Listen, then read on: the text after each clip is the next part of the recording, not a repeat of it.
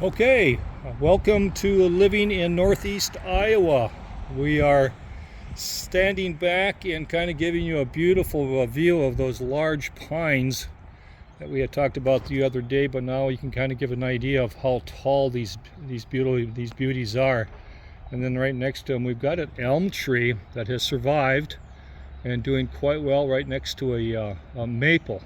And those kind of give us a nice little shade over the top of our wraparound porch that we've got, and are doing well.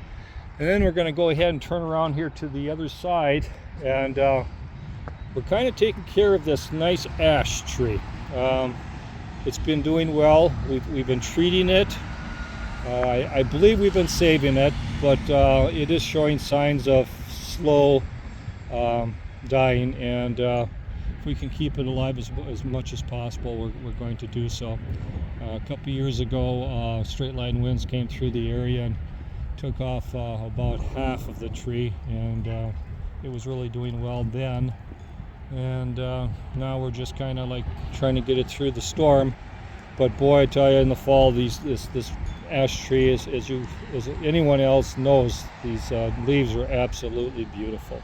So that's what we got going over there, and then a little bit further down we've got some more red maples and some walnuts trees on our back acre. We'll take a trip back there someday and show you what we got going on back there right now. So let's just kind of take a walk up to the front here. We've got some bedding plants that I've been starting up, and pretty soon I'll be moving them into some larger pots.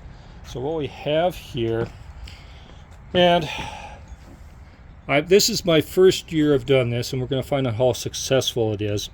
But I've started all of the carrots indoors, and I, believe it or not, my germination was probably about 100%. Now, of course, anyone that goes ahead and plants carrots in their garden, they understand the hard rains to wash away, replant. It's a long time for germination. So I've heard stories that by doing what I'm doing and transplanting them into pots, the carrot doesn't fully develop lengthwise. But this is what gardening is all about, trial and error. So I'm going to give it a shot. I've got numerous amount of different colored carrots here. And then as we go over there, there's some squash, butternut squash, that'll be getting into some pots pretty soon. And then at the top behind the squash there, we've got some tomato plants coming in. And then we've got some areas of cilantro. I think it's way up on the right hand side up there. We've got some cilantro. Now the cilantro really does well here if you get it into pots early and get it going. It does extremely well for production because it loves its cool weathers. Once it starts warming up, then it starts bolting, and then it's pretty much about done. So cilantro is one of those that really does well here, and you get it into pots, it'll do well for you. And then we got just one other little item here. It's our amaryllis. We brought it out, given it some sun. Today's a little windy, cool. We're right around 50 degrees, and the red blooms just opened up this morning really nicely.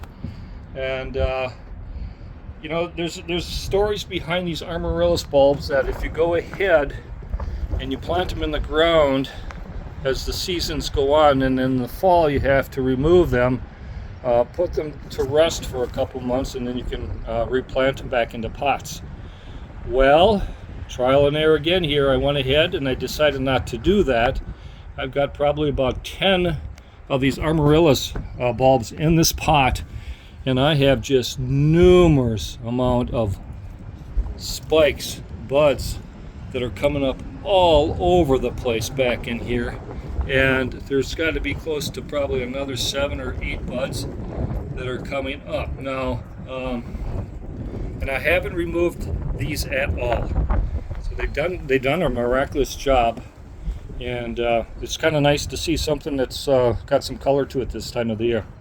So those are just a few items that I wanted to share with you, and once again, stick with us because we got lots of stuff to come up that are going to be doing well, and giving you some ideas of what's happening here at our home. So once again, thank you for stopping in, and we'll talk to you guys later.